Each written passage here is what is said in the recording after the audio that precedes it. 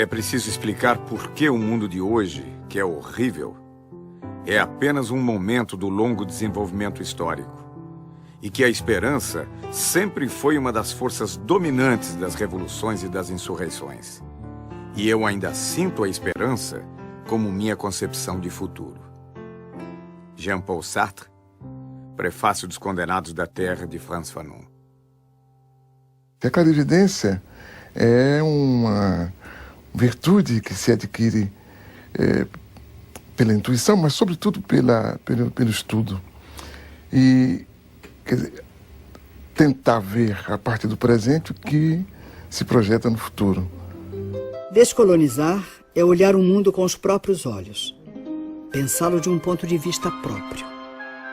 O centro do mundo está em todo lugar.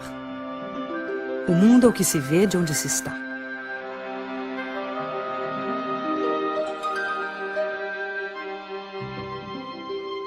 O olhar sobre a primeira globalização vem das viagens de descobrimento e conquista. Os imensos territórios conquistados não estavam desocupados. Em apenas um século, entre 1500 e 1600, dos 80 milhões de nativos existentes na América pré-colombiana, 70 milhões foram exterminados. 2.000 línguas desapareceram com eles. Tupis, quechuas, mapuches tiveram seus territórios ocupados e demarcados arbitrariamente, ignorando-se povos, culturas, línguas, religiões, para facilitar a dominação e o saque de suas riquezas. Os 10 milhões de africanos transplantados para o Brasil, depois de séculos de escravidão nas plantações de cana, de café e nos garimpos das Minas Gerais, ficaram abandonados à própria sorte. A primeira globalização do colonialismo se caracterizou pela ocupação territorial. A segunda globalização começa no fim do século XX, marcada pela fragmentação dos territórios.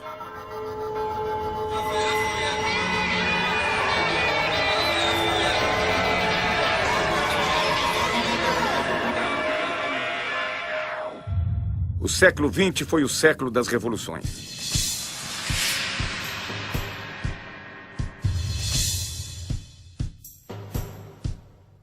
As revoluções tecnológicas transformam as novas conquistas em sonhos de um mundo melhor.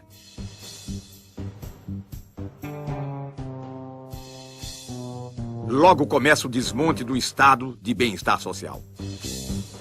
O humanismo, como motor do desenvolvimento e do progresso, é substituído pelo modelo do consumo voraz.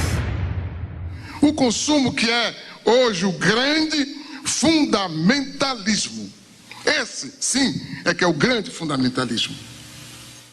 As técnicas são implantadas nas sociedades e nos territórios a partir de uma política. Hoje, a política das empresas globais. Amanhã, a partir da política dos Estados impulsionados pelas nações.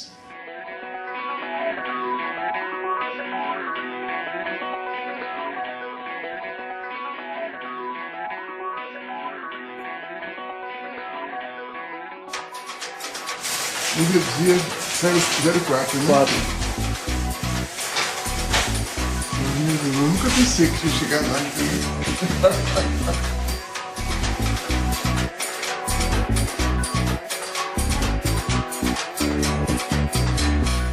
Queria dizer, em primeiro lugar, que eu me considero um intelectual outsider, coisa que é rara no Brasil. Não pertenço a nenhum partido, não pertenço a nenhum grupo, inclusive grupo de intelectuais, não respondo a nenhum credo, não participo de qualquer militância. É difícil ser um intelectual negro no Brasil? Eu creio que é difícil ser negro e é difícil ser intelectual no Brasil. Essas duas coisas juntas dão o que dão, né? É difícil ser negro porque, fora das situações de evidência, o cotidiano ia ser muito pesado para os negros. É difícil ser intelectual porque não faz parte da cultura nacional ouvir tranquilamente uma palavra crítica, né? Por que a opção pela geografia? Eu acho que foi a opção pelo movimento. O fato de eu ter, quando garoto, me impressionado com as populações que mudavam de lugar, que se transportavam de um lugar para outro. Acho que talvez isso me tenha dado uma dimensão da disciplina.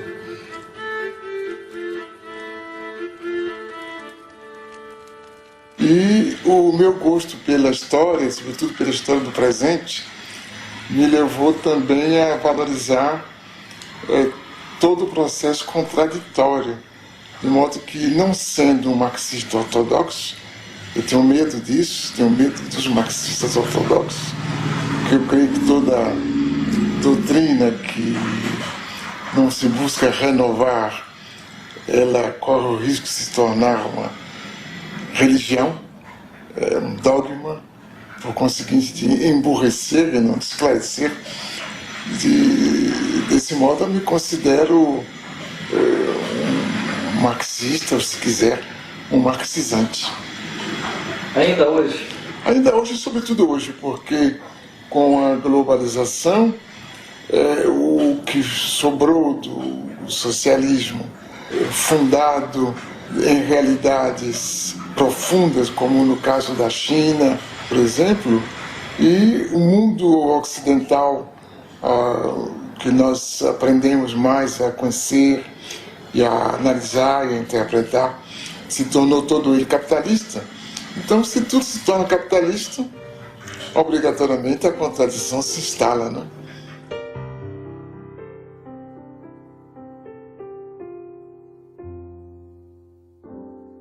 Uma forma de reconhecer o nível de desenvolvimento no planeta é observar a quantidade de luz que as cidades emitem à noite.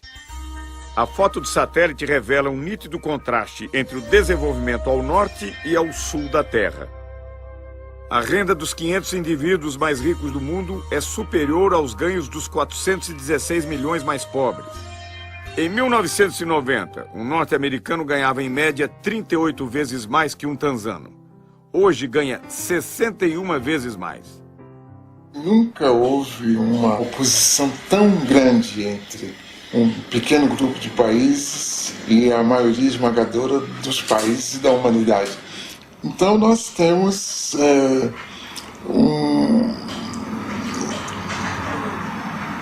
terceiro-mundismo em germe muito mais forte do que antes.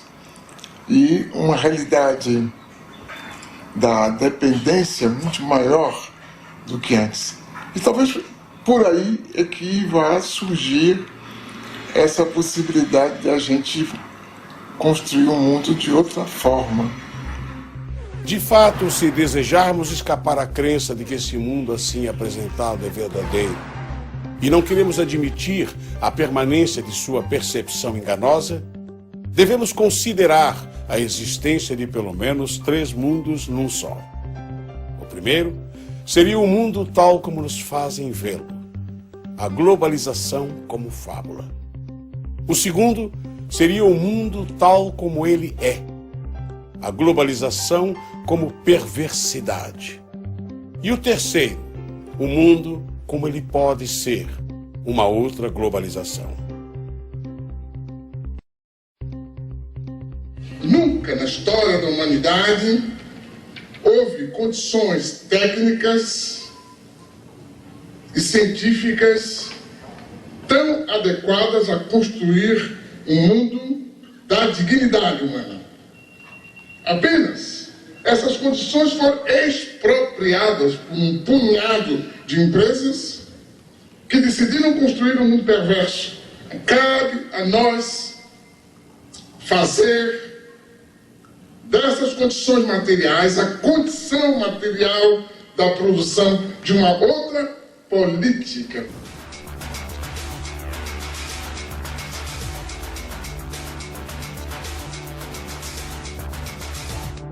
Em 1989, uma reunião organizada pelo Instituto Internacional de Economia, em Washington, propôs reformas para que os países da América Latina retomassem a trilha do crescimento e do desenvolvimento.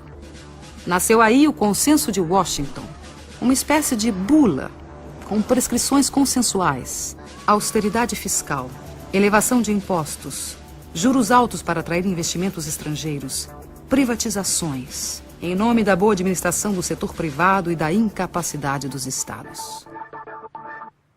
O mesmo sistema ideológico que justifica o processo de globalização, ajudando a considerá-lo o único caminho histórico, acaba também por impor certa visão da crise e a aceitação dos remédios sugeridos.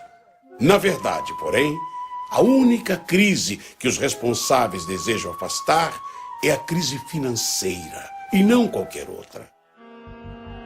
O Consenso de Washington representou para a América Latina um fruto envenenado. No Equador, país com 25% de índios e 55% de mestiços, o movimento indígena Pachacuti comanda a revolta.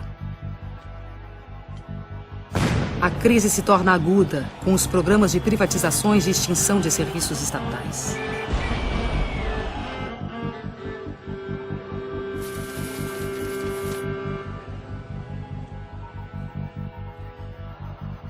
Em janeiro de 2000, a completa dolarização da economia provoca um grave levante popular que termina 15 dias depois com a queda do presidente.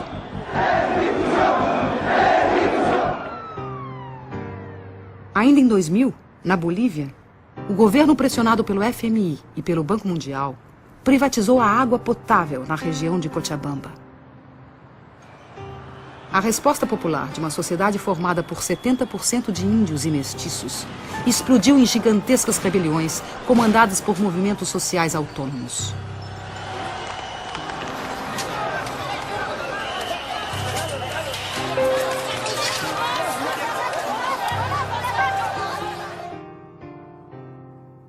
O governo perdeu o controle e reagiu como de hábito. A morte de um jovem comoveu o país.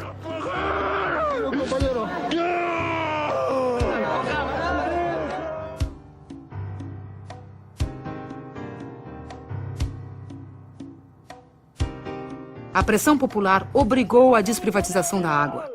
A decisão e a luta de homens, mulheres, niños e ancianos de todo o povo de Cochabamba. Este es un primer paso que se ha dado, muy pequeño pero importante, de la significación que tiene la democracia. Muchos habíamos pensado que la globalización nos había quitado esa capacidad de poder unirnos, de poder organizarnos, esos sentimientos de solidaridad que la gente tuvo antes, en el pasado, cuando nos contaban sus viejas luchas, nuestros papás y nuestros abuelos. Em seguida, de setembro a dezembro de 2000, mais de 70 pessoas morreram na luta pelo controle do gás e petróleo. Exigíamos la nacionalización e industrialización de nuestros hidrocarburos. Pero como actualmente la clase política que está en el gobierno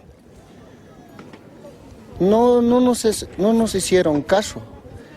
De inmediatamente ellos se juegan con el pueblo y todas las leyes y las decisiones que toman en el Parlamento siempre están en contra de los pobres.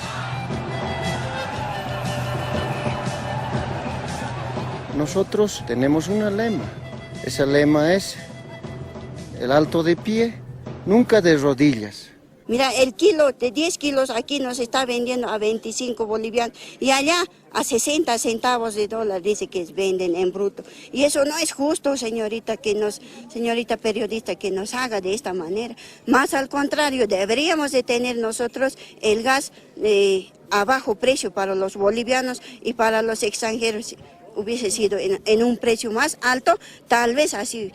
Pero ni aún así no estamos conformes. No. Aquí queremos que se nacionalice y que se nacionalice. Eso es lo que queremos nosotros. A economia da Argentina foi destruída pela política da ditadura militar e destroçada pelos experimentos do neoliberalismo. Antes la competencia era insuficiente. Teníamos productos buenos, pero muchas veces el consumidor debía conformarse con lo que había sin poder comparar. Ahora tiene para elegir, además de los productos nacionales, los importados. As privatizações e a abertura da economia levaram a uma quebradeira total no país.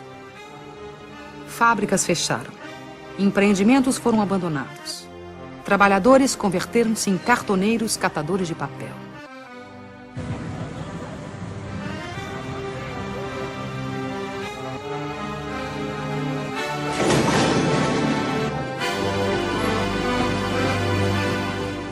O panelaço no final de 2001, que derrubou 3 presidentes da República em 2 semanas, levou às ruas cidadãos da classe média, que da noite para o dia, pela desdolarização da economia, tornaram-se os novos pobres do país. Estamos llenos de canallas, atorrantes vendepatria, sinvergüenza. Menem, Cavallo, de la Rúa, Dualde, todo Rucao. Es peor que lo que han hecho los bancos extranjeros. Porque estos tipos han vaciado las empresas argentinas y han dejado sin trabajo a los argentinos que se están muriendo de hambre, querido. Los argentinos tienen que hacer conciencia y estar en la Plaza de Mayo y no salirnos de allí mientras no echemos a todas estas ratas salvajes que están usurpando el poder. Son asesinos, igual que Dualde, son narcotraficantes, ladrones y todo lo que ustedes le puedan agregar, porque han destruido jubilados, familias completas, desocupados y a los trabajadores, a todos han destruido, le han robado los ahorros, así como me los robaron a mí, le robaron a todo el mundo, no tienen vergüenza, son una vergüenza mundial. No Brasil, a privatização de grandes estatais gerou protestos isolados. O país entrou às cegas na modernidade. A ilusão da moeda forte e do consumo fácil anestesiou a população. Para o economista Joseph Stiglitz, Prêmio Nobel de Economia e economista-chefe do Banco Mundial entre 1997 e 2000, esse receituário violento não provém de análise econômica, mas de postura ideológica. The Washington Consensus was neither necessary nor sufficient for growth. There were countries like Bolivia that seemed to follow all the dictates of the Washington Consensus. They said, we felt the pain, when do we get the gain? And they waited, and they waited, and they waited, and they're still waiting. And then there are countries like China that did not follow the Washington Consensus, and they've grown and grown and grown. Agora, essa história que os Estados nacionais estão diminuindo a importância é uma história da carochinha que os países ricos nos contam, porque o Estado Nacional, por exemplo, norte-americano, vai muito bem, né? Inclusive, digamos, bem do ponto de vista de força do Estado, com gastos militares como nunca houve antes, né? Com um empenho direto, digamos assim, dos agentes comerciais do governo americano para defender os interesses das empresas norte-americanas, o que é normal, aliás, né? Então, agora aí eles nos dizem, não, o Estado não tem importância, quer dizer, não estou dizendo que eles norte-americanos, mas esses pensadores da globalização muitas vezes nos dizem isso. Isso é que, digamos, crê quem quer ser enganado.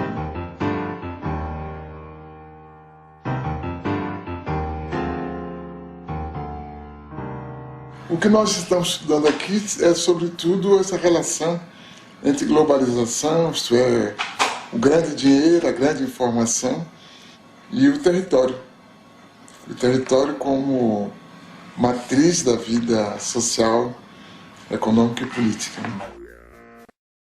A Boeing, maior montadora de aviões do mundo, é bom exemplo do fornecimento em rede planetária. O modelo 777 recebe componentes de 322 fornecedores em 38 países. E suas 3 milhões de peças, do rebite à turbina, são fabricados por 1.700 intermediários em 37 nações. De onde prosseguem para Everett, onde a Boeing tem o maior edifício industrial do mundo. Na montagem final, a Austrália fornece os lemes de direção e profundidade. O Canadá, a parte posterior das asas. O Reino Unido, os computadores primários de voo. O Japão, os lavatórios. E a Embraer do Brasil, uma peça do leme vertical. As grandes empresas são esse centro frouxo do mundo e que, escapando ao controle dos estados e que se distanciando de uma relação mais obrigatória com os territórios, acaba por lhes permitir uma ação sem responsabilidade. As grandes empresas não têm responsabilidade social, não têm responsabilidade moral sobre tudo, e é por isso que desorganizam os territórios, tanto socialmente como moralmente. O filme Corporation, dos cineastas canadenses Mark Akbar, Jennifer Abbott e Joel Beckham, denuncia a exploração de mão de obra no terceiro mundo. Trata-se de uma divisão internacional de trabalho injusta e desigual. Distribuição de mais pobreza para os pobres e concentração de mais riqueza para os ricos. A Nike transferiu sua produção industrial para países onde não há limites para a exploração de mão de obra. Contabiliza o tempo de trabalho de seus funcionários em frações de segundo. Assim, mascara os verdadeiros valores dos salários pagos. O diretor do Comitê Nacional do Trabalho norte-americano, Charles Kanahan, denuncia a divisão do trabalho na globalização, que distribui migalhas mundo afora enquanto elimina empregos nos Estados Unidos. To make this stuff concrete as possible, we purchase all of the products from the factories that we're talking about. This shirt sells for $14.99, and the women who made the shirt got paid 3 cents. Liz Claiborne jackets made in El Salvador. The jackets are $178, and the workers were paid 74 cents for every jacket they made. Alpine car stereos, 31 cents an hour. De fato, para a grande maioria da humanidade, a globalização está se impondo como fábrica de perversidades. O desemprego crescente torna-se crônico. A pobreza aumenta e as classes médias perdem em qualidade de vida. O salário médio tende a baixar. A fome e o desabrigo se generalizam em todos os continentes. A fila na Marquês de Sapucaí, no Rio de Janeiro, não é para assistir a nenhum desfile de escola de samba, mas simplesmente para conquistar uma vaga para a gari da empresa pública de coleta de lixo da cidade. A abertura dos portões revela a angústia dos que lutam por um emprego estável e seguro nesta globalização, onde os de baixo, a cada dia que passa, trabalham mais com menos direitos.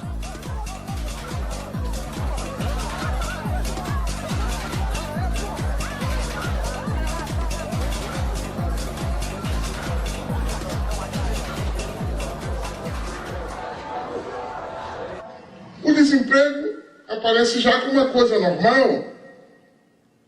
Os arautos da globalização e o aparelho de Estado explicam que o desemprego é uma condição para chegarmos a mais globalização. Por conseguinte, soframos. Aumentam também o número de pobres. Há mais 600 milhões de pobres hoje do que em 1960. 1,5 bilhão de pessoas ganham menos de $1 por dia. E diante disso, a pobreza é tratada com naturalidade. Alô, amigo, alô, chefia.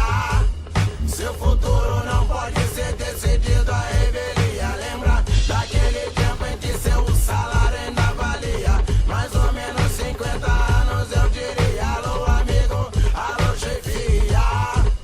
Seu futuro não pode ser decidido à revelia. Se o presente é omisso, aí fica difícil. Tem que botar a mão na massa, dar um jeito nisso. A humanidade se divide em 2 grupos. O grupo dos que não comem e o grupo dos que não dormem, com receio da revolta dos que não comem. Josué de Castro, em Geopolítica da Fome. A gente descobriu uma coisa importante, que a gente produz muito mais comida do que pode comer. E tanto que na Europa, a comunidade europeia dá prêmio a quem deixa de produzir comida. E castiga quem produz mais do que as cotas estabelecidas. Quer dizer, a questão da fome não é a questão de produção de alimentos, é a questão de distribuição. Isso a gente viu quando de certas epidemias de fome na África e na Ásia, os Estados Unidos se recusando a dar ajuda alimentar se certas condições políticas não fossem preenchidas. No caso do próprio Brasil, se há uma parte da população que não come corretamente, Isso é culpa unicamente da forma como nós organizamos a sociedade. Não é que não haja alimento, não é que não se possa distribuir os alimentos. Apenas nós decidimos que alguns não devem comer, porque acaba por ser uma decisão. Que se depois de tantos anos a gente aceita tranquilamente continuar discutindo a questão da fome, que me parece uma vergonha. A fome já não nos surpreende.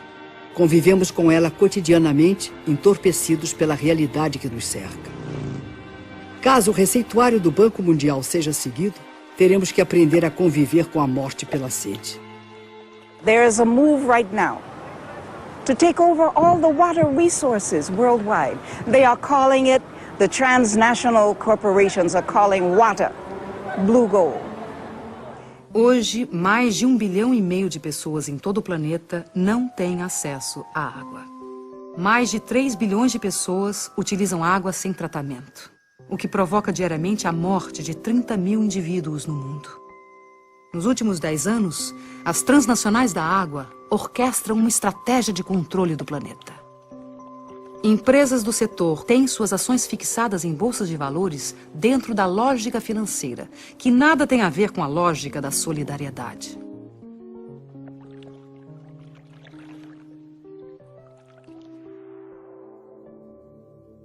Em março de 2003, aconteceu o 3º Fórum Mundial da Água, em Kyoto, no Japão. Na pauta da discussão estava o tema da privatização dos recursos hídricos. Na mesa, os presidentes de multinacionais da água, ministros de relações exteriores, representantes do movimento popular e o diretor administrativo do Banco Mundial, Peter Voigt. The political question really is who owns water and who gets to control water. Here you're going to hear, or you are hearing, two very, very different visions of a future for water. On one side are those who see water as an economic good, to put water on the open market for sale to the highest bidder. On the other hand, you're going to hear the voice of a growing civil society movement who has a vision of water as a part of the global commons and treated as a public trust for all time by governments everywhere. At what point does a corporation not understand that we do not want you there, and when would you leave? मैं समझता हूं कि अब पूरी दुनिया में ये बात सिद्ध हो गई कि ये डिसेंट्रलाइज्ड वाटर मैनेजमेंट से सारे देश को दुनिया को पानी के लिए बचाया जा सकता है. Oscar Oliveira, o líder da rebelião em Cochabamba, na Bolívia, lança seu grito de advertência em Kyoto. Hace 3 años, después de 5 meses, más de medio millón de personas expulsaron una transnacional Bechtel porque quiso imponer un contrato de privatización totalmente al margen de la voluntad de la población. Varias de las transnacionales que están acá muchas veces manchan nuestra agua con sangre de los ciudadanos. No manchen más sus manos com sangre. Contra todas as evidências da injustiça, o representante do Banco Mundial insiste na política de privatização. Somebody has to pay for water, ladies and gentlemen. And I think we have come up with some practical choices. We haven't covered everything, as some of the speakers said. But in order to come up with the investments which are needed for the poor, and I agree 100% that we have to find ways of serving the poor in a way that they can afford the water. O tom ameaçador do discurso é contestado pelos representantes dos movimentos populares do mundo inteiro.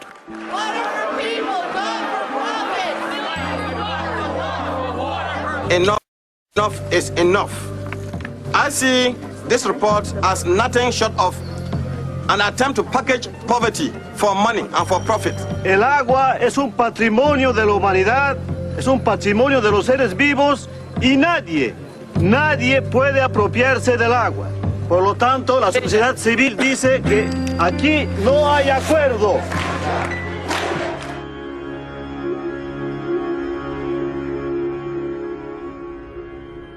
Os astronautas disseram que a única obra humana visível do espaço é a Grande Muralha da China.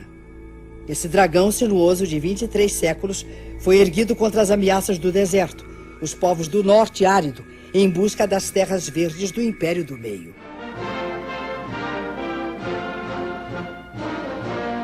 O sonho comunista do internacionalismo proletário, incentivado pela Revolução Soviética de 1917, foi aos poucos substituído pelas barreiras construídas em torno da cortina de ferro. A mais célebre foi o Muro de Berlim, erguido em 1961 para separar a pureza do socialismo das desigualdades do capitalismo. Tinha como missão impedir que as pessoas fugissem do glacial paraíso socialista.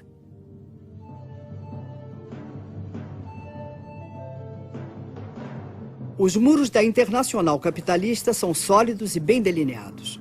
Enquanto permitem a circulação livre das mercadorias, dinheiro e serviços, proíbem o livre tráfego dos indivíduos. A Europa levanta barreiras contra a presença indesejada de forasteiros em seu território.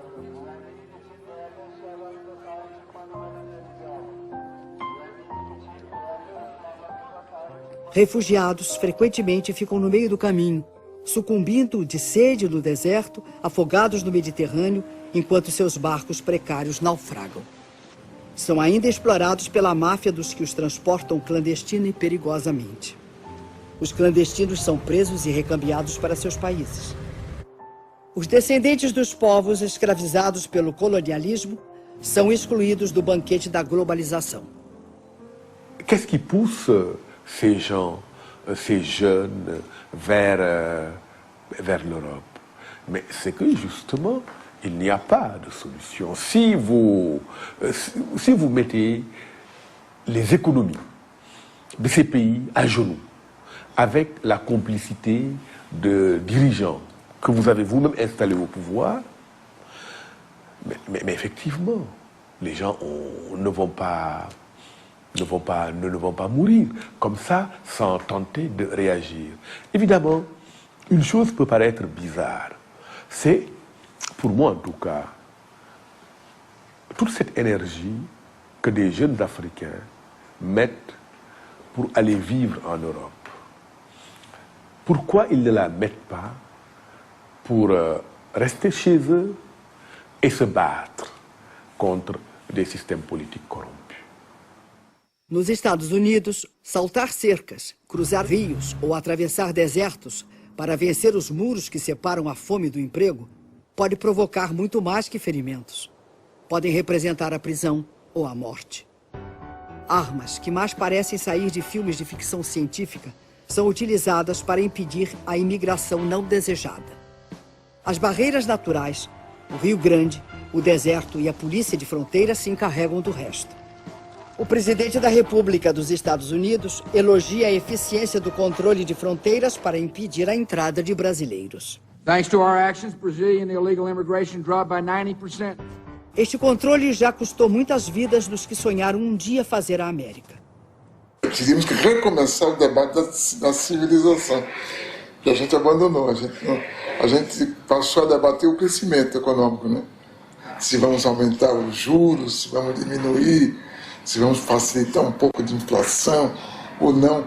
Mas a civilização na própria quase que não é objeto de discussão.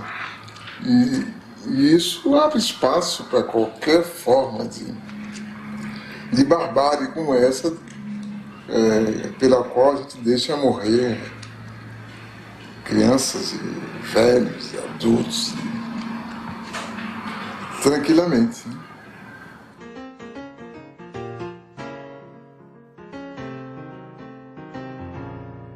O que nós estamos vivendo hoje é que o homem deixou de ser o centro do mundo, né?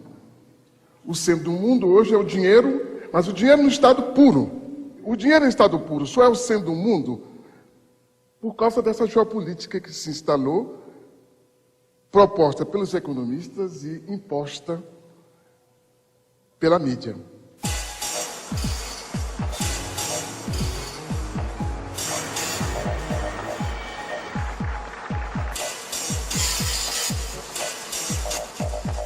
Davos, estância situada nos Alpes suíços, imortalizada por Thomas Mann, na Montanha Mágica. A partir de 1970, a cidade de Davos torna-se berço do pensamento único, dogma sobre a globalização ancorada no livre mercado como trilha para o paraíso. A antropologia moderna registra aí o surgimento do Homo Davos, que apregou o fim da história e propõe a criação de fundos para anestesiar a pobreza. I'd like to offer you $10,000 to help buy you some bed nets. Would anyone else like to be on a team with me and stand up and offer some money and help him as well? 50,000. Thank you. Would anyone else like to stand up and help President Nkapa? President Nkapa needs help today. So if you could just stand up in the room, if you'll be on a team with me, just stand up in the room if you'll help President Nkapa today, because he needs help today. A chamada mídia, ela tem um papel de intermediação que a gente talvez não possa dizer que é inocente, mas não parte dela realmente, ou não é dela o poder. O poder é de um pequeno número de agências internacionais da informação, estreitamente ligadas ao mundo da produção material, ao mundo das finanças, que controla de maneira extremamente eficaz a interpretação do que está se passando no mundo, né? E de uma forma que se torna clara quando a gente pega os jornais e vê a repetição quase que servil das mesmas fotografias, das mesmas manchetes, das mesmas ideias, os mesmos debates, que indicam que alguma coisa está por trás de tudo isso, né? O redator de um importante jornal está fechando a edição do dia seguinte sem grandes notícias para compor a primeira página. Chega o fotógrafo e diz: Chefe, tenho a notícia e a foto. Um cachorro raivoso atacou a menininha de 7 anos e ninguém fez nada. Até que esse homem se lançou sobre o cachorro, agarrou pela garganta e matou. O editor exclama, maravilhado: Oh, este homem é um herói. Amanhã todos poderão ler da primeira página: valente nova-iorquino salva a vida de menininha. O fotógrafo responde: Pois é, chefe. Só tem uma coisa. O homem não é nova-iorquino. Oh, melhor. Será então valente americano salva a vida de uma menininha. O fotógrafo sem jeito diz: Bem, chefe, ele é árabe. No dia seguinte sai o jornal. Extra, extra! Terrorista árabe massacra de maneira selvagem cachorro americano de raça pura! Extra, extra!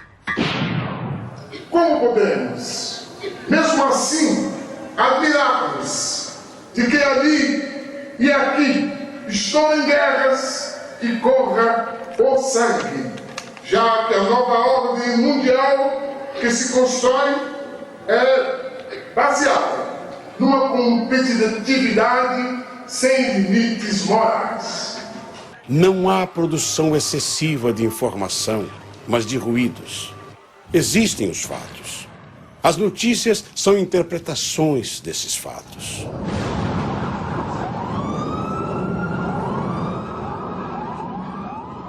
Como as grandes agências de notícias pertencem às grandes empresas, os acontecimentos são analisados de acordo com os interesses pré-determinados.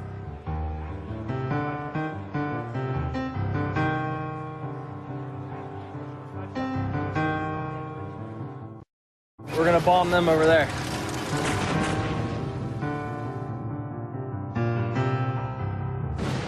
Muitos dos economistas que escrevem em jornais publicam diariamente o desejo das empresas das quais são consultores.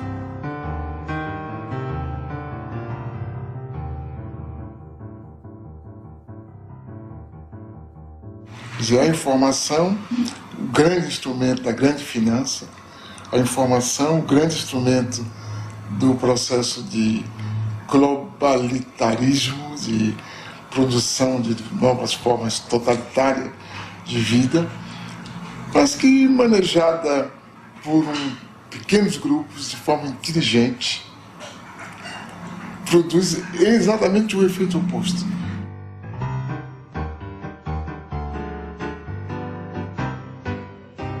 Carlos Pronzato é um poeta, trotamundo dessa nova revolução. Sozinho, com olhar atento e uma pequena câmera amadora, penetra espaços onde os grandes meios não podem ou não querem entrar.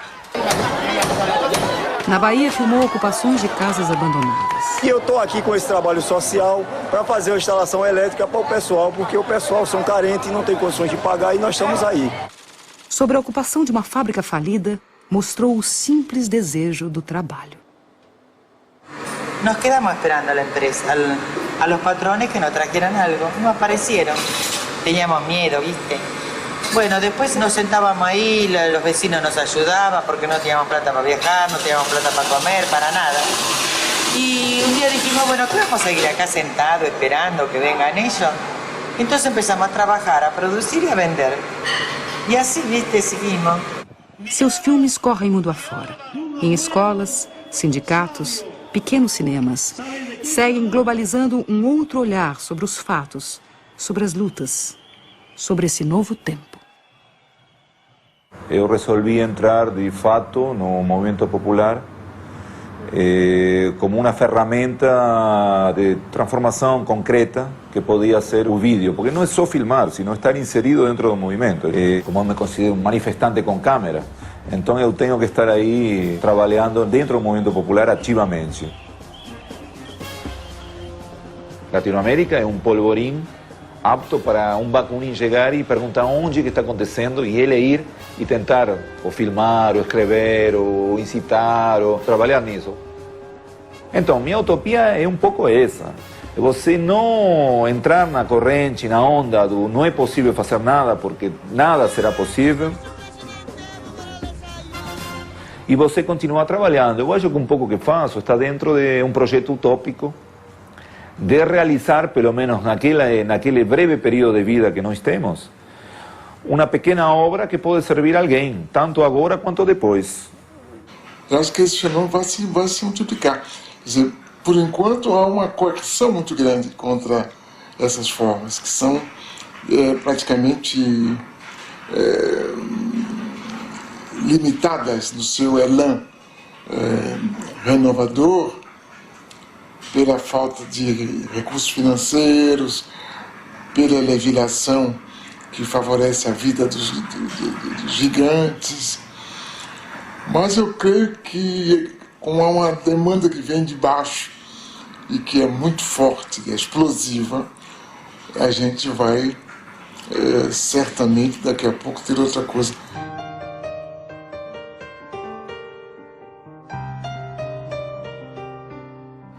Se eu olhar para trás na minha própria vida, eu vejo que hoje é muito mais fácil ser universal aqui mesmo. A primeira vez que eu entendi, que comecei a entender o mundo, foi quando deixei a Bahia para ir estudar na França, aí, lendo jornais, que me apresentaram o mundo de uma outra forma. Hoje não, qualquer pessoa com uma curiosidade mais aguçada acaba percebendo como o mundo é. Eu acho que é outra grande novidade, acho, do nosso tempo, e que vai permitir que, sem abandonar o que a gente é, indígena, a gente seja perfeitamente universal. Os Krenak, que em sua língua original chamam-se Burum, registravam uma população de 5.000 pessoas no início do século XX. Número que se reduziu a 130 indivíduos em 1989. E com esforço fecharam um século com 150 pessoas. Ailton Krenak nasceu no Vale do Rio Doce, Minas Gerais. É produtor gráfico e jornalista. Participa da rede Povos da Floresta, que utiliza a tecnologia da comunicação para integrar o povo indígena e seringueiro. Eu acho que para o começo do século XXI, essas trocas de novas tecnologias que não fomos nós que criamos e nem somos nós que fabricamos, vai ser o grande evento para os nossos povos. Eu ainda não consigo acreditar com meus próprios olhos, porque eu ainda não estou vendo o mouse. Isso para mim é um sonho. Eu não consigo acreditar que isso ainda é verdade. a gente poder acessar a internet aqui da aldeia. Vocês puderam ver que isso aqui não é um brinquedinho, sabe, de ficar teclando. Não, isso é uma coisa de muita importância pra gente, entendeu? Até mesmo porque é distante. Porque se a gente morasse na beira de uma estrada próxima à cidade, talvez isso não seria tão importante pra gente, porque a gente podia ir na cidade e fazer isso rapidinho. Trazer. Mas a distância, pelo limite que a gente mora, isso é precioso. Chega assim como uma coisa muito, muito grande pra gente, como realmente um sonho. O exemplo da câmera, né, poder fazer uma imagem animada, de poder transmitir uma imagem dessa, ela tem a importância que os Achaninka agora lá no Alto Rio Juruá demonstraram, quando eles conseguiram botar para o mundo inteiro uma situação de risco que a floresta estava correndo com a entrada de madeireiras, de invasão no território deles, mandando uma mensagem para a rede, com imagem do que estava acontecendo, com texto, mobilizou gente no mundo inteiro. Você não imagina como que o pessoal local ficou mobilizado em torno dessa ideia de eles poderem se comunicar com o mundo sem ter que ficar pedindo licença para a prefeitura local. Na verdade, eu acho que isso, em alguns casos, do ponto de vista político, vai significar a libertação de comunidades que historicamente eram controladas ali, porque não sabiam o que estava acontecendo no mundo. De repente, eles vão conversar com todo mundo. Aí acabou aquele intermediário ali no meio do caminho. É a primeira vez na história na qual a gente convive com o futuro possível. Acho que essa que é a grande novidade da nossa geração, é essa capacidade que nos foi dada de conviver com o futuro possível, que não é nada do domínio dos filósofos, é algo que tanto nós que imaginamos ser intelectuais, sabemos que existe, como o rapaz pobre da periferia que inventa uma música revolucionária e que explica o seu mundo. Acho que essa que é a grande novidade. Brasília, conhecida por sua arquitetura arrojada, é uma das cidades mais fotografadas do mundo. Perto de Brasília fica a Ceilândia. É o reverso do cartão postal. Aqui moram muitos dos que trabalham na capital. Respeito todas as quebradas, becos e vielas, quebras cabulosas, satélites, qualquer favela. Todas se parecem muito, só que essa aí é diferente. A Ceilândia é conhecida pelo maior índice de violência da região. Aqui vive Adirley, ex-jogador de futebol, cursou comunicação e tornou-se cineasta. Documenta a arte produzida na periferia, onde seus amigos de infância contam e cantam em rap o cotidiano. Com uma câmera digital, documenta a cultura da periferia. O cinema que a gente quer mostrar é o cinema que a gente experimenta. É a nossa experiência de vida, nada mais que isso. É o nosso ponto de vista só. É a experiência de ser morador de Ceilândia, morador de periferia. É a indignação de não se ver nas telas, vamos dizer assim. Mas eu acho que a possibilidade de fazer cinema vem com toda a história do Milton Santos também, né? Que é se apropriar da cultura de massa. Se apropriar de uma câmera hoje, que é difícil, ainda é caro, mas é mais viável. Hoje, com uma pequena aparelhagem informática, eletrônica, com meios limitados, também se faz opinião, também se produzem coisas centrais na reelaboração da história. O ex... Sou negão careca da Ceilândia mesmo, e daí? Jamaica, o Marquinhos, Japão. Sou ceilandense, não sou brasileiro.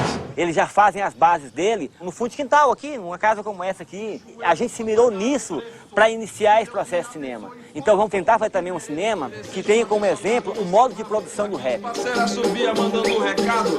Aqui é foda, mas irmão, eu amo essa porra. Ceilândia Norte, resistência, velho, eu tô de boa. Eu curto música de preto, eu curto rap nacional, eu não curto black music. Black music quem curte é os playboy. Não, vou curtir uma black music porque é bonitinho. Agora se falar música de preto, não. Música de preto, não. Oh, que coisa feia. Porra, mãe, eu canto música de preto, meu filho. Fala black music. Até minha mãe que veio do Nordeste quer falar black music. Tá entendendo? Na nossa quebrada a parada é mais quente. Mais de 500 mil e pra eles somos lixo. Lutando pra sobreviver, tratados como bichos escrotos. Ratos de esgoto, vermes rastejantes. Cobras tipos peçonhentos, monstros repugnantes. Terra sem lei, Nova Babel, casa do caralho. Cu do mundo, baixa da égua. Foda-se o que dizem, véi. Ceilândia é minha quebra. Até hoje, assim, dentro da cidade, tem muito preconceito com relação ao rap. Rap é música de bandido, é música de preto, é música de marginal, é música de desempregado. Esses caras sofreram pra caramba, cara. O Jamaica conta histórias assim que são geniais no sentido assim, do preconceito que ele sofria de ser um rapper. Olha os nomes dos lugares: Planeta dos Macacos, Caldeirão do Diabo, Vila do Cachorro Sentado. Velho, onde só tinha bandido, velho. Pra eles só tinha bandido. Eu acho que o rap é um cara de periferia a dar identidade à periferia, a dar nome às pessoas e a contar as histórias da perspectiva deles. Então a gente também está se baseando, tentando fazer cinema nessa perspectiva. Que a ideia é ver dentro da cidade essas formas de solidariedade. E você tem a produção dentro da cidade de formas solidárias que têm expressão econômica e política. Né? Em contraposição com essa produção da violência. Eu acho que há uma multiplicidade de fenômenos de baixo que a gente não dá importância, porque a gente dá mais importância à chamada violência. Os jornais falam da violência dos bairros, tem bairros mal falados porque violentos. Olhares do Morro está por aí, a gente está olhando tudo o que acontece na comunidade. Mas as outras formas todas de manifestação, que são propriamente culturais, mas que não aparecem com essa aura de cultura que é reservada, digamos assim, a parcelas já privilegiadas que fazem cultura, os outros fazem outras coisas. A gente não admite dizer imediatamente que o que eles fazem é cultura, porque o que eles fazem é cultura e é política ao mesmo tempo, né?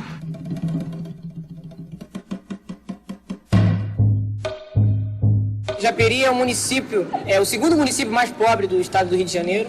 E a gente, através do cinema, a gente pode expressar esse nosso movimento, às vezes as coisas que a gente não concorda que tem aqui, a gente joga no cinema e tenta mudar essa realidade. Aqui, acima de tudo, é a superação, de utilizar o que a gente tem na mão e superar até esses mesmos índices de pobreza. E a gente utiliza de pedaço de madeira para fazer grua, de cabo de vassoura para fazer o tripé. Na coletividade, a gente consegue fazer cinema na Baixada Fluminense. A gente partiu de uma necessidade de um resgate da memória e do folclore daqui do município de Japeri. E utilizando numa ficção, que é o marido chegando em casa bêbado e dando satisfação para sua esposa porque chegou bêbado. E a satisfação que ele dá é a partir do folclore de Japeri.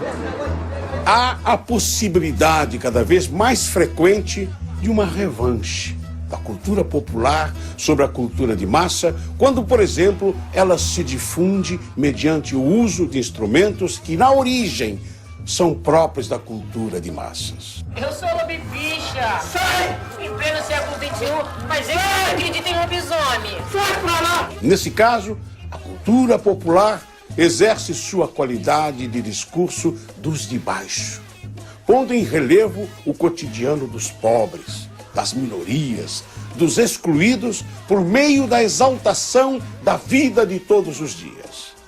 A partir do audiovisual, várias pessoas vão ser influenciadas pelo produto que eles estão tendo. Então é uma oportunidade para que eles possam se expressar até para o povo inteiro de Japeri, para mostrar o que eles querem falar e ainda não tiveram oportunidade. Porque a partir deles a gente acredita que, ou seja no teatro, na música, no cinema, na literatura, vão estimular novas vidas e novos sonhos a partir de filmes, do audiovisual.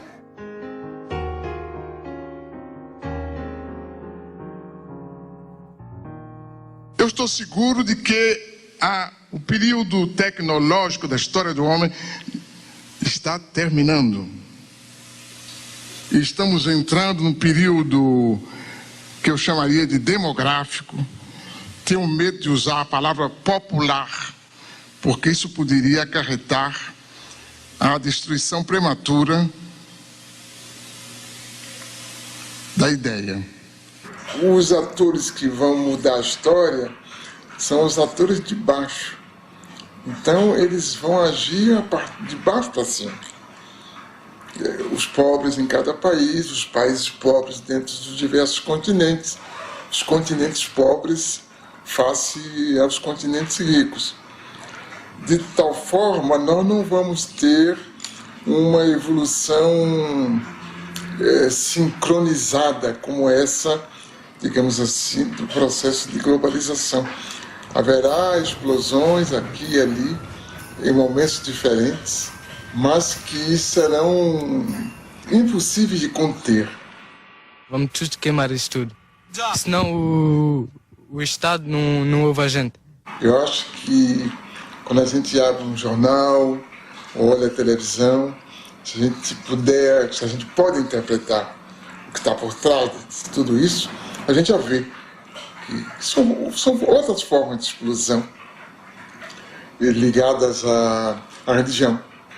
Por exemplo, essas religiões aguerridas, como os muçulmanos, né? Que têm uma formidável força intelectual e moral também nisso, face à nossa civilização greco-ocidental.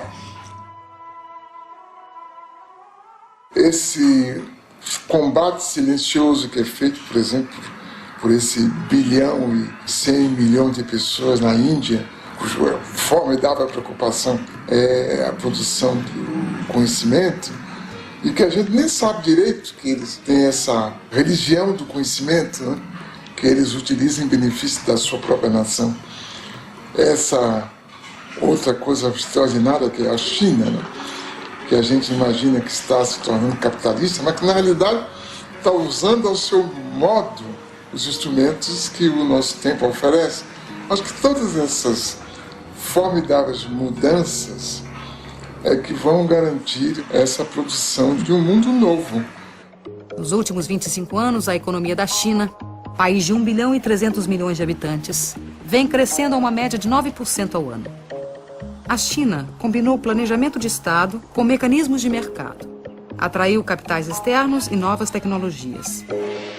Essa reviravolta é resultado de pesados investimentos em técnicos e pesquisadores. Existem no país mais de 1.000 universidades. Formam-se por ano 450 mil engenheiros, 50 mil mestres e 8 mil doutores. O governo incentivou a industrialização rural e a multiplicação das pequenas e médias empresas no campo. A ocupação agressiva do mercado ocidental com produtos chineses de baixo custo passou a preocupar os defensores do livre mercado. La globalizzazione va bene se le regole sono uguali per tutti. Questo è o problema. A adoção da propriedade privada, os baixos salários aceitos para atrair as transnacionais, os altos índices de poluição, demonstram o quanto a China se dispôs a abrir mão de seu projeto ideológico em troca do desenvolvimento econômico.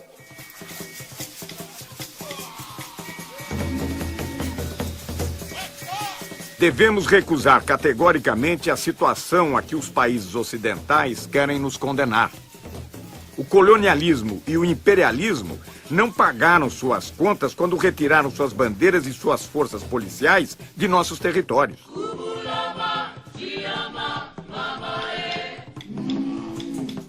Durante séculos, os capitalistas estrangeiros se conduziram no mundo subdesenvolvido como verdadeiros criminosos. Frantz Fanon, Condenados da Terra, 1961. The problems in Africa did not start in Africa. Those problems are caused from people outside Africa coming in, doing this, doing that, setting one group against another group so that they can fight. And while they are fighting, these outsiders are coming in, taking over. You bring in guns. You give them to one group. You make them really hate this other group. So they start fighting, killing each other. Now, after the fighting and the slaughter really gets started, they come in as peacemakers. Africa is still the richest continent on the face of this earth. And yet, look at the suffering. These children are among thousands forced to work in gold mines in Niger, one of the African countries neighboring Benin. Conditions are appalling, the physical risks enormous. but activists say it's just the tip of an iceberg. It's an issue that has now received some international attention. Tragically, it won't be enough to stop the traffic in child slaves. Quand on écoute les gens, on a parfois l'impression que vraiment le monde, le fameux village planétaire, est un endroit où tout se passe bien partout. Hein? Les sociétés sont prospères, il y a la justice, les droits sont respectés, il n'y a pas de corruption, il n'y a rien, sauf en Afrique. On a l'impression que tout est très bien partout, sauf sur le continent africain. Moi, je trouve ça bien drôle quand même. Je trouve ça extrêmement bizarre, cette façon de raisonner. Je crois que le monde entier ne s'est jamais porté aussi mal. On est bien conscient des mécanismes politiques qui sont à l'origine de nos difficultés sur le continent. Il me semble qu'un pays comme le Brésil doit quand même bien comprendre cela.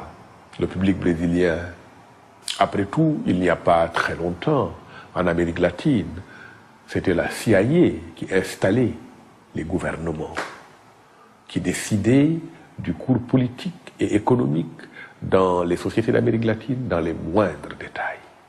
Eh bien, nous, ça revient d'ailleurs à la première question, nous ne sommes pas encore sortis de cette situation.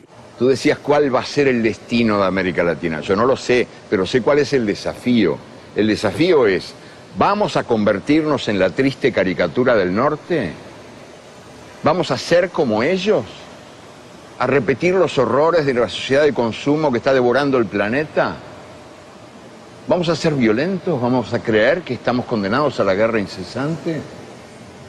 ¿O vamos a generar otro mundo diferente? Vamos a ofrecer al mundo un mundo diferente. Que yo creo que ese es el desafío que tenemos planteado. Hoy por hoy somos, la verdad, caricaturas bastante tristes de modos de vida que se nos imponen desde afuera.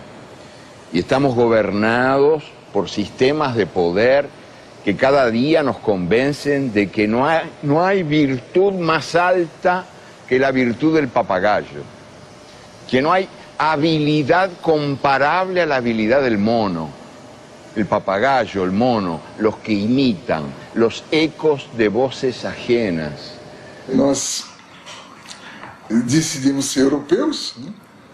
E insistimos em ser europeus, nos recusamos a pensar como nós próprios, porque achamos mais chique pensar como os europeus e os americanos, e aí temos uma enorme dificuldade para entender o mundo. E essa enorme dificuldade também nos deixa meio atarantados, meio tolos diante da história que está se fazendo.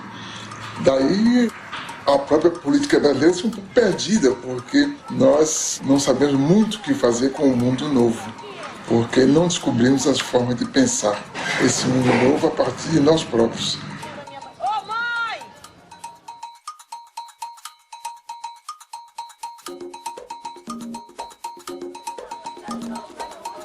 Eles vêm do mundo do sul, de uma comunidade pobre, moradias precárias. Eles vêm do mundo do norte. Querem ver de perto como vive esta gente nos trópicos. Hoje é dia de festa. Essas pessoas vão para um passeio organizado num dos mais movimentados shoppings da zona sul do Rio de Janeiro. Passeio de bacana.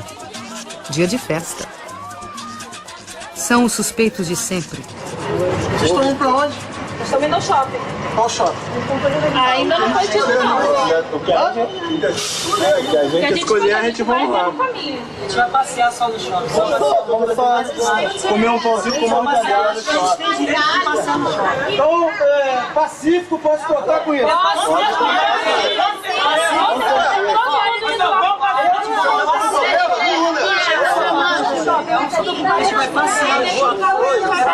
A presença da câmera de televisão serve de salvo-conduto.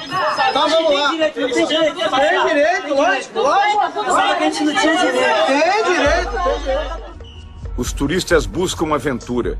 Vão fazer safari urbano em uma das maiores favelas do Brasil. O passeio na Rocinha inclui paisagem, violão e uma modesta barraca de souvenirs. Ambiente hostil, condições externas extremas, extremamente inóspitas a novas ideias, mobilidade relativa. O meu trabalho é um trabalho tão simples, o que os outros vão dizer? Aí fica difícil para mim. O encontro inesperado entre os habituês do shopping e o sem-teto provoca surpresas. Observam e são observados. Muito bom! Uns perdidos, outros também perdidos. Os turistas penetram nas casas alheias, passeiam por becos e ruelas. Encontram mais riqueza nas vidas do que nos objetos. A variedade de brinquedos desperta o desejo nas crianças. Os meninos se divertem como pequenos Ayrton Sennas neste mundo onírico e inacessível. A senhora sonha com uma joia rara. A moça com calça justa. O rapaz veste um elegante hobby de chambre. Outro protesta contra o preço dos produtos. Ô maluco, tu trabalha na loja, quanto tempo você trabalha para comprar uma calça dessa? São solidários. Dividem entre si o pão com mortadela, enquanto dividem a mesa com os outros frequentadores.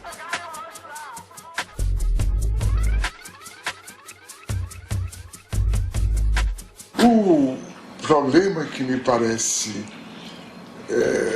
importante com a globalização é, digamos, a segmentação da formulação dos códigos éticos.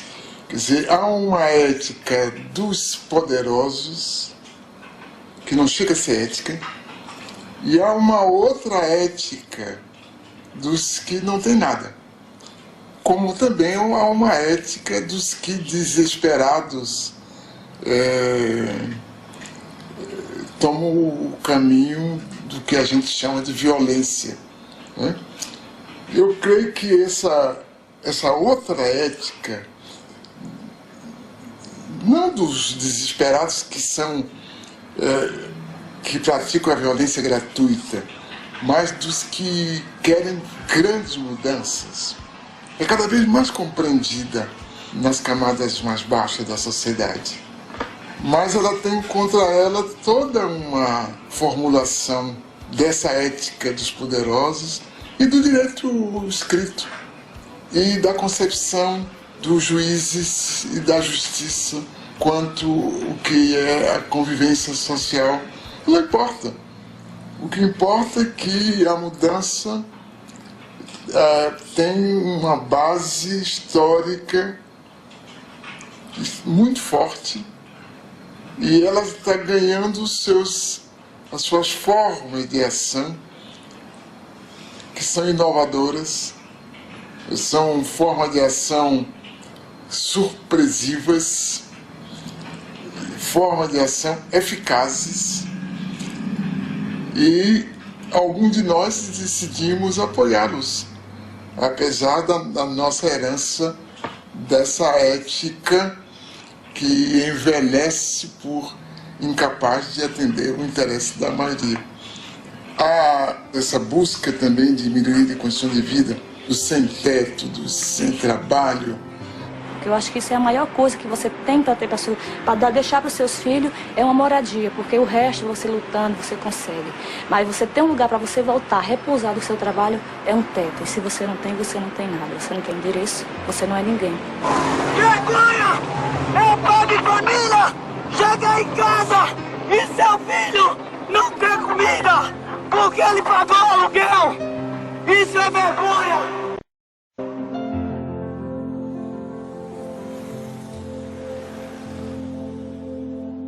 O direito à moradia é um direito humano garantido na Constituição brasileira, nas convenções internacionais e na Conferência do Habitat 2. Então, o que a gente está querendo aqui é que se seja que sejam válidos os direitos que já são garantidos pela própria Constituição Federal, né? Eu não acredito muito que a gente viva numa democracia, porque eu ainda acredito muito que a gente vive no sistema do capitalismo. Quem manda é quem tem o poder.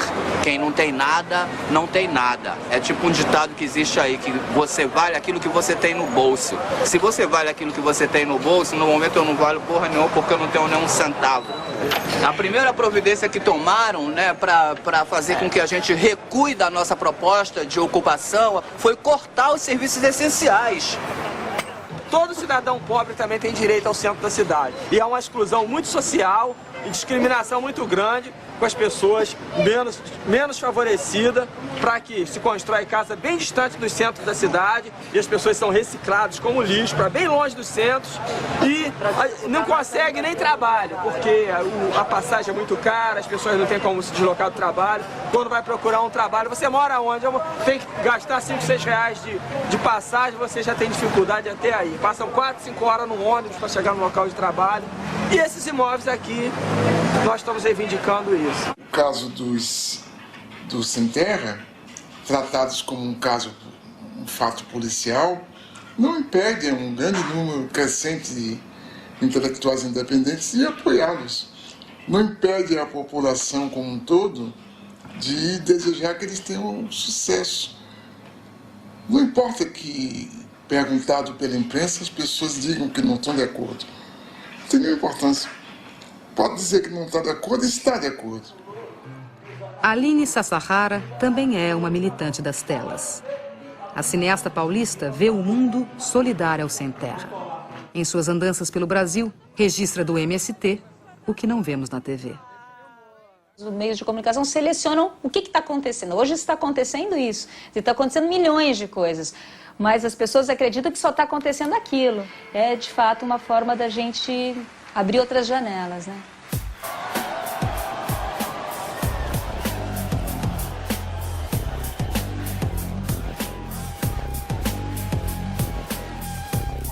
A Escola Nacional Florestan Fernandes, construída pelos próprios trabalhadores do MST, é a primeira universidade popular do Brasil, feita para capacitar os camponeses e seus filhos e prepará-los para um modelo de desenvolvimento solidário.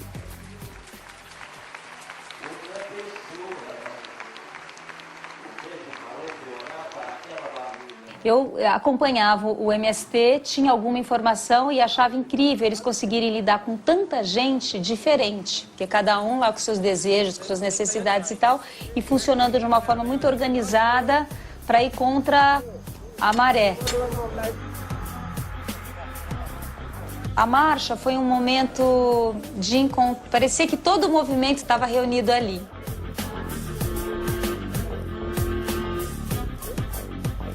Ela é um símbolo muito bem acabado da organização e da solidariedade dentro do movimento.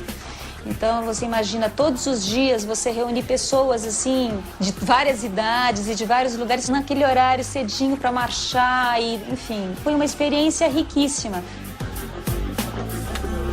Eu creio que está se passando alguma coisa de muito profundo, uma espécie de vulcão que está aí crepitando, e que a gente não tem as antenas para perceber. A gente é chamado a pensar na violência, como era definida tradicionalmente.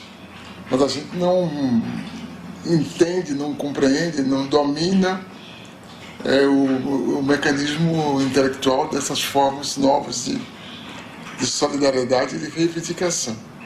Porque o Brasil jamais teve cidadãos. Nós, a classe média, não queremos direitos, nós queremos privilégios. E os pobres não têm direito. Não há, pois, cidadania neste país. Nunca houve.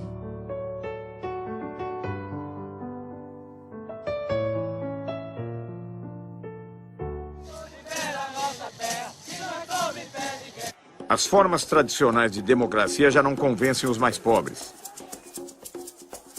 Para muitos, a ação direta nas ruas é o meio de se fazer ouvir. Os diversos movimentos populares buscam alternativas para uma globalização solidária.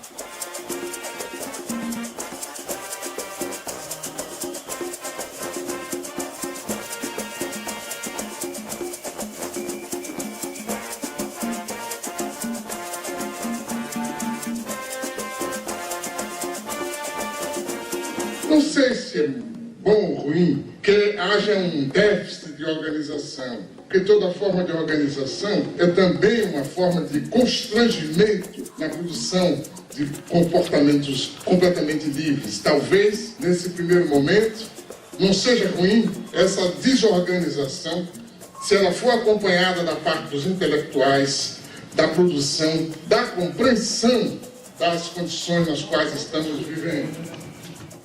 Mas creio que haveria que buscar formas que eu penso que só a partir do Estado é possível fazer. Não, a partir do Estado? Só a partir do Estado. Não vão ser ONGs, nem instituições do terceiro setor. O senhor várias vezes se referiu ao Estado, inclusive em relação ao intelectual. O senhor não abre mão do Estado?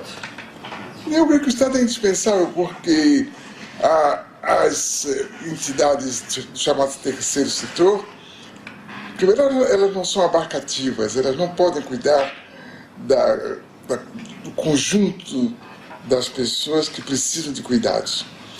Segundo, elas acabam obrigadas a cuidar melhor de certos setores e não de outros setores. Enquanto que o Estado, através do exercício da política, a tendência dele é cuidar de todas as pessoas.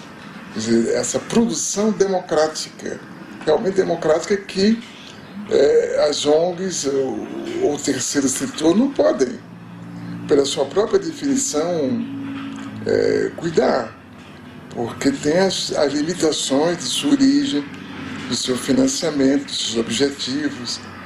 Então o Estado se torna algo cada vez mais indispensável, porque as fontes criadoras de diferença, de desigualdade, são muito mais fortes do que no passado.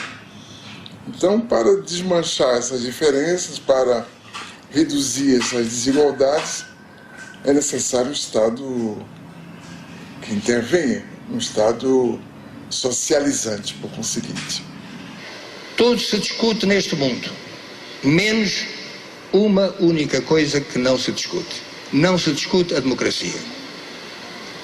A democracia está aí como se fosse uma espécie de santa de altar, de quem já não se esperam milagres, mas que está aí como uma referência, a democracia. E não se repara que a democracia em que vivemos é uma democracia sequestrada, condicionada, amputada.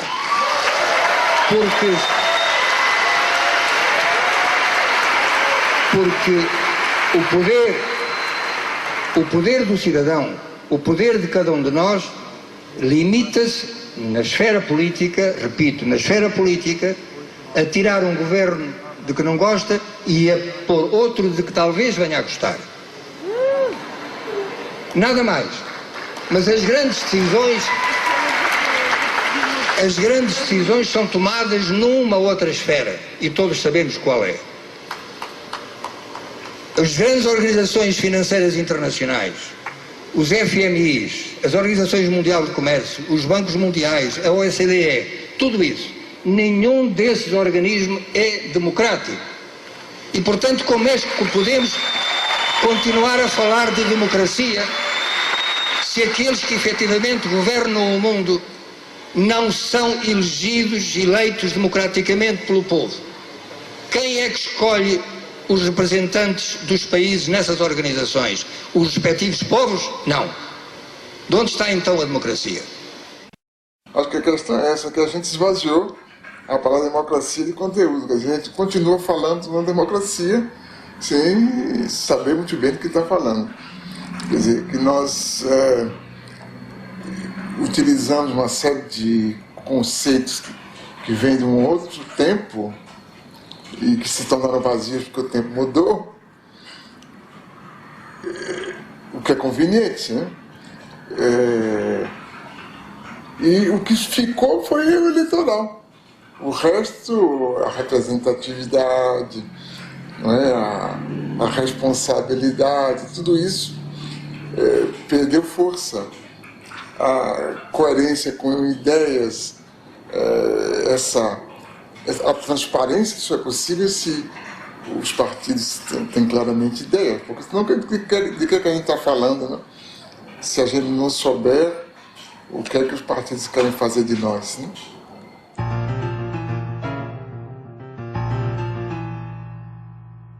Nós reclamamos contra os totalitarismos, né? O fascismo, o nazismo, e caímos noutras formas de totalitarismo, essa atual, né? Onde nos é exigido um comportamento standard, onde para ser eficaz tem que seguir o mesmo modelo, uma mesma bula, onde os caminhos parecem ser marcados de forma rígida e todo escape é punido na primeira esquina.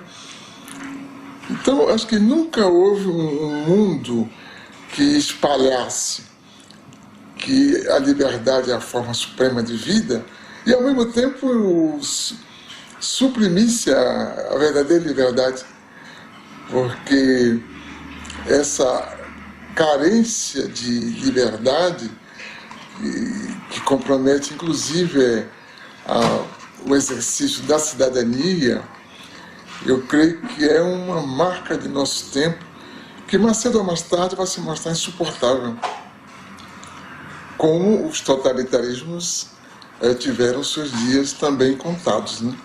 Então, a globalização, ela produz esse globalitarismo que existe para reproduzir a globalização.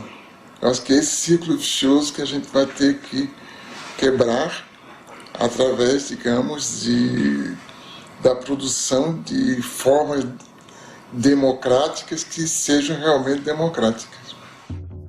O professor Milton Santos nasceu em 1926, em Brotas de Macaúbas, interior da Bahia. Neto de escravos, filho de professores, foi alfabetizado em casa pelos pais. Formado em Direito, em Salvador trabalhou como jornalista. Foi para a França, de onde voltou em 1958, doutor em Geografia. O golpe militar de 64 obrigou-o a sair do Brasil. Morou na França, Tanzânia, Venezuela, Estados Unidos, Canadá. Escreveu 40 livros. Recebeu o título de doutor honoris causa por 20 universidades e o prêmio Vautrin-Lud, o mais importante no mundo em geografia. Pensou a economia espacial, a urbanização latino-americana e vislumbrou uma utopia para o século XXI na condição de geógrafo no terceiro mundo. Eu creio que as condições da história atual permitem ver que outra realidade é possível. Essa outra realidade é boa para a maior parte da sociedade. E nesse sentido, a gente é otimista. A gente é pessimista quanto ao que está aí, mas otimista quanto ao que pode chegar. Virar uma globalização solidária? Sim. Acho que a humanidade está destinada Que bom. Que na verdade nunca houve humanidade, agora está vendo, né? É verdade. Acho que essa que é a coisa. Então nós estamos fazendo os ensaios do que será a humanidade. Nunca houve.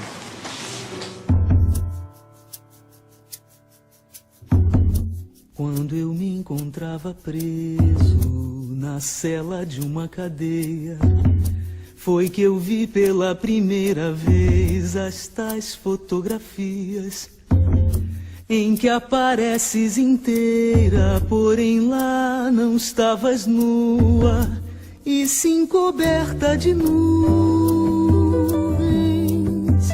Terra, terra,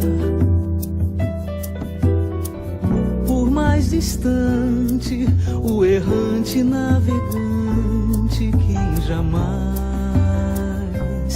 te esqueceria. Ninguém supõe a morena dentro da estrela azulada, na vertigem do cinema. Mando um abraço pra ti, pequenina, como se eu fosse o saudoso poeta e fosses a Paraíba, terra, terra. Por mais distante, o errante navegante, quem jamais te esqueceria. Eu estou apaixonado por uma menina terra, signo do elemento terra, do mar se diz terra vista. Terra para o pé firmeza, terra para a mão carícia. Outros astros lhe são guia. Terra, terra. Por mais distante, o errante navegante que jamais te esqueceria.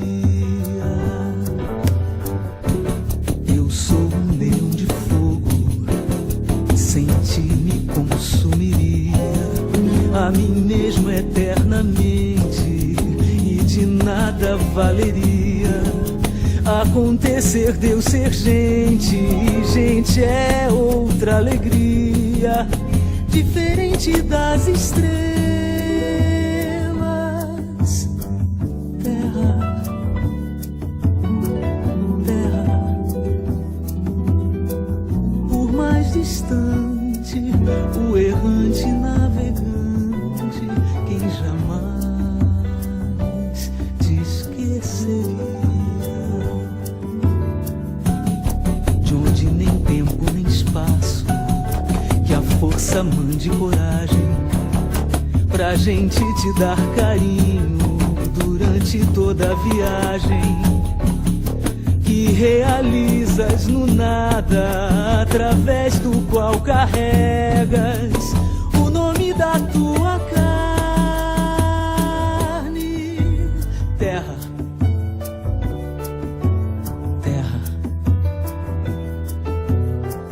Por mais distante, o errante navegante que jamais te esqueceria. Nas sacadas dos sobrados da velha São Salvador, há lembranças de donzelas do tempo do imperador. Tudo, tudo na Bahia faz a gente querer bem. A Bahia